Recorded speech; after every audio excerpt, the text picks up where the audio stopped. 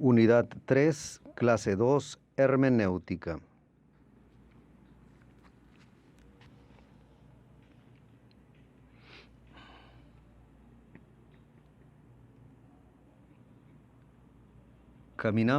Continuamos caminando hacia nuestra lucha para ver nuestro análisis léxico-sintáctica. Es otra herramienta de la hermenéutica que nos va a auxiliar a realizar la interpretación auténticamente bíblica.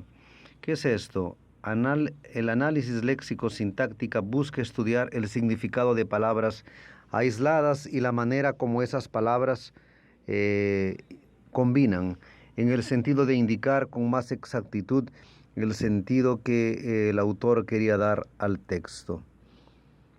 Lo que proponemos aquí es el de interpretar el significado de la palabra, pero no solo el significado, sino también el sentido.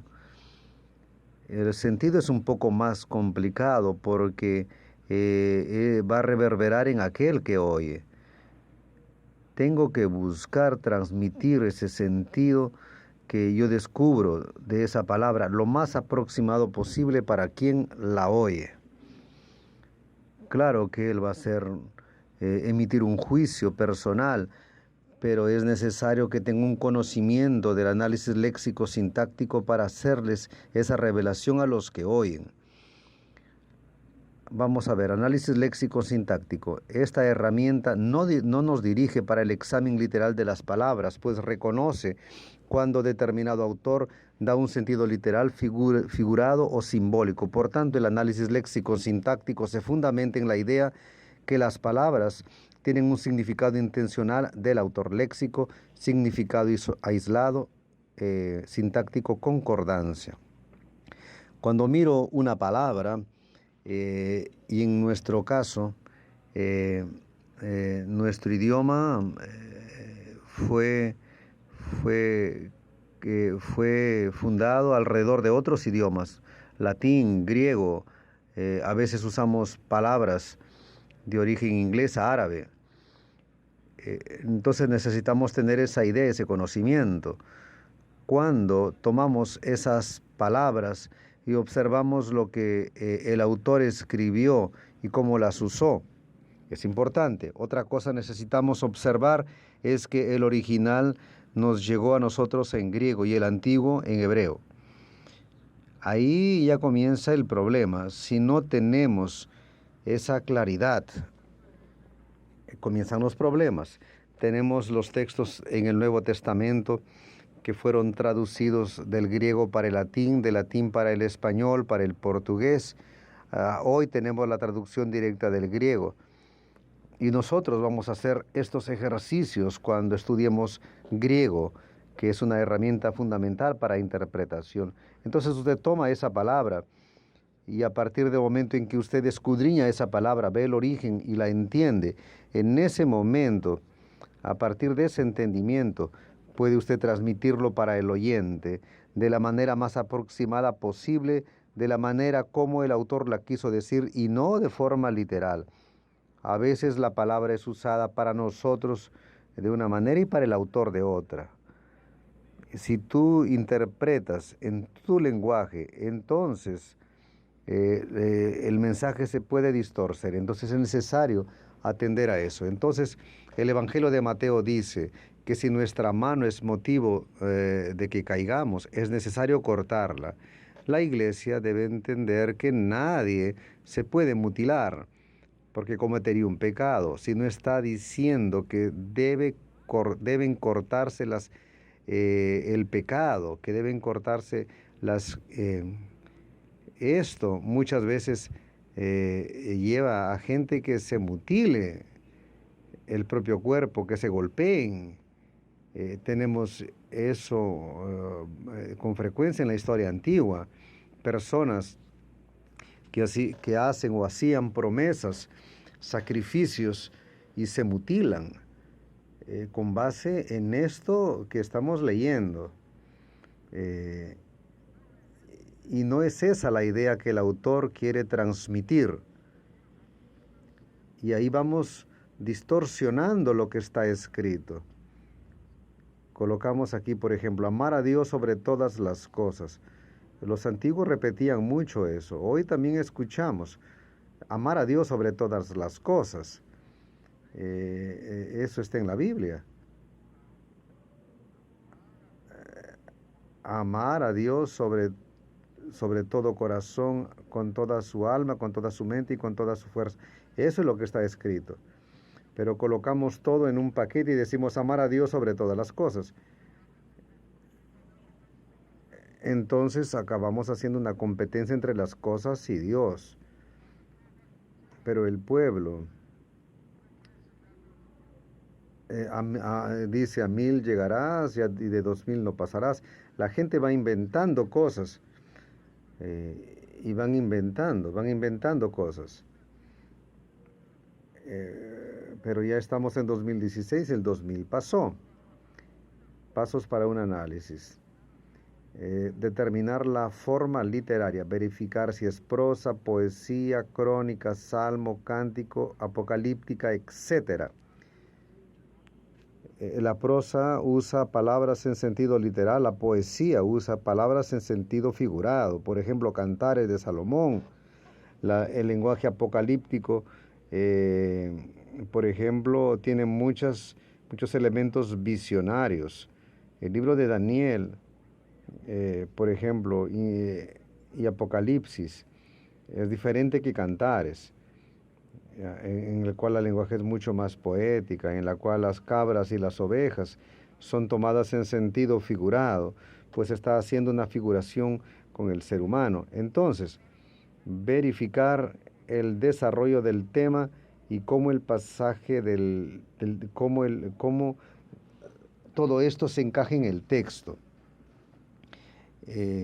Haciendo esto, el que investiga tendrá una base para determinar el significado de la palabra. El desarrollo del tema se refiere a la identificación del contexto por donde será posible identificar el significado de las palabras.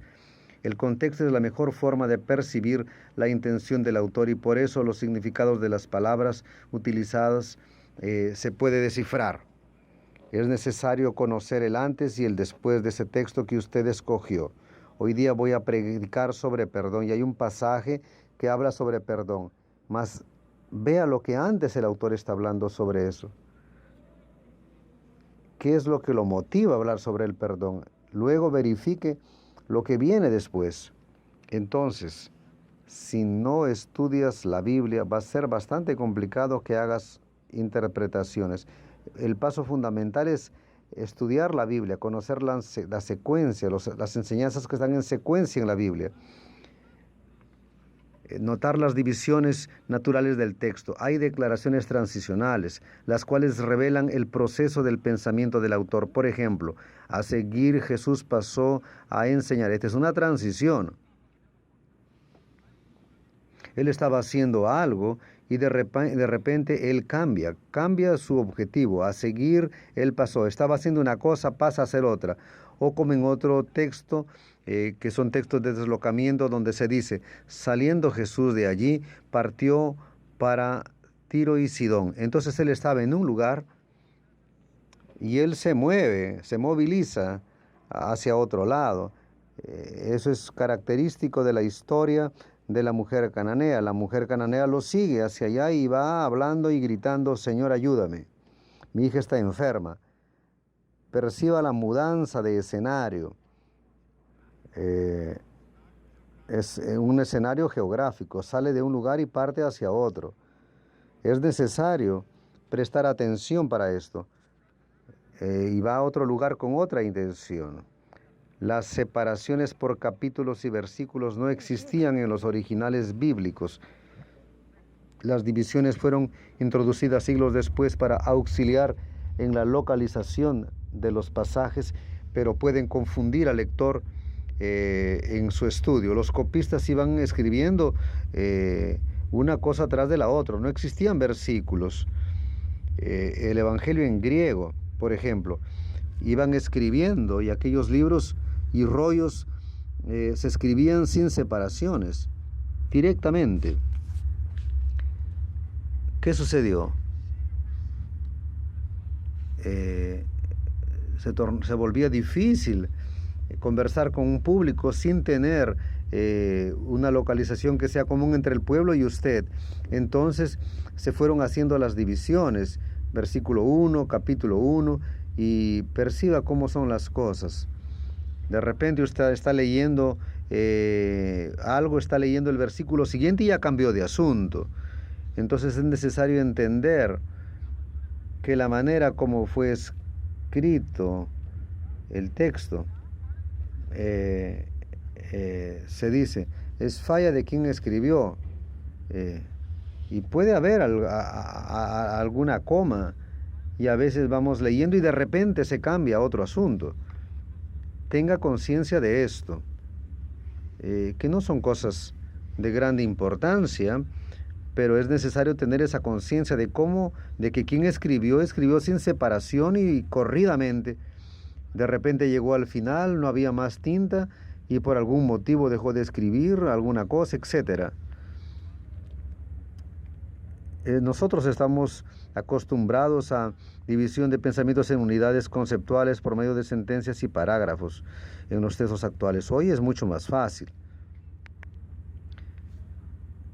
En la Biblia, quien tradujo ya coloca el tema que va a ser tratado, porque en la Biblia no habían esas divisiones que hoy encontramos en nuestras Biblias. Determinar el significado aislado de las palabras.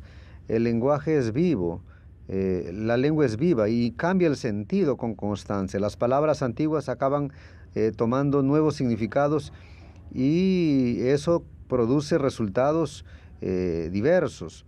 Así es necesario verificar los modos y maneras como esa palabra fue usada en otra literatura extrabíblica.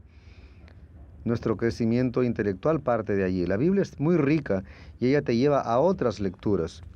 Entonces es necesario entender que cuando estamos leyendo un determinado libro, como por ejemplo de Pablo, tenemos que ver cuáles son las influencias que Pablo tuvo, de dónde recibió las enseñanzas que él está escribiendo, cuando él escribe para griegos, para romanos. ¿De dónde recibió esas influencias? Así como otros autores también reciben sus influencias por causa de su origen. Algunos vienen de otras regiones y por eso es necesario distinguir esto, saber cómo esto funciona históricamente. Etimología es la parte de la gramática que trata de la historia o el origen de las palabras y de la explicación del significado de palabras a través del análisis de los elementos que las forman. Algunas palabras derivan de otros idiomas, posiblemente de una forma modificada. Las palabras fuentes son llamadas de étimos. Es fundamental esto de la etimología. Cuando comienzas a aprender sobre el tema, muchas cosas que tenías dificultad son superadas, porque determinadas palabras, si las estudias en su origen, ya entendiste toda la frase. Por eso es interesante que tengas una noción básica del griego, como también es importante hoy, por ejemplo, conocer el inglés, porque nuestro idioma está impregnado de inglés y extranjerismos. Los orígenes de nuestras palabras fueron siendo cambiados por la presencia de otras palabras procedentes de otra lengua, de otro idioma, que se van filtrando en nuestro idioma y vamos acostumbrándonos con eso. Antes no era así. Antes era también así. Los judíos israelitas fueron influenciados por griegos, romanos y también cambiaron su modo de hablar. Y la influencia romana y griega fue muy fuerte. Tanto que en la época los judíos también hacían olimpiadas en Israel, de tan influyente que era la cultura griega. Y hasta hoy tenemos la cultura griega, básicamente en todas las otras culturas. Y para finalizar, coloque los resultados del análisis léxico-sintáctico en palabras común comunes, fáciles de ser entendidas. Transforme una vez que hace ese trabajo. Use palabras que la gente pueda descifrar, oír y comprender. Si no, no tiene sentido toda esa análisis profunda. Entonces, el dominio de las herramientas de interpretación son fundamentales para transmitir la palabra de Dios a la comunidad. Continúe profundizándose sobre el asunto por medio de la bibliografía que le ofrecemos en la plataforma. Aproveche que esta es una herramienta importante para la interpretación bíblica y así usted crecerá y va a hacer que su iglesia crezca junto también. Hasta la próxima.